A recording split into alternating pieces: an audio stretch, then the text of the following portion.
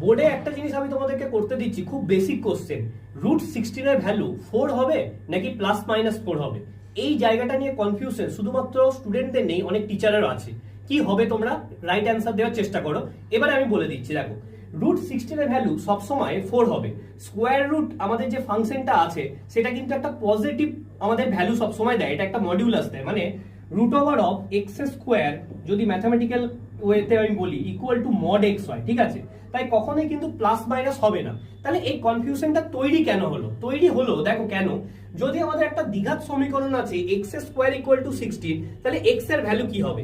এখানে x এর দুটো ভ্যালু হতে পারে, সেটা হচ্ছে যে x = +-4, +4 দিলেও হবে, -4 দিলেও হবে, অর্থাৎ সমীকরণের ক্ষেত্রে কিন্তু দুটো ভ্যালু আসবে। কিন্তু যদি আমাদেরকে রুট করতে বলে শুধুমাত্র এইটাই সঠিক, এটা কিন্তু আমাদের ভুল। তাই এই ধরনের কনসেপ্ট যদি তোমরা জানতে চাও, এডুহাবকে সাবস্ক্রাইব করো। Thank you.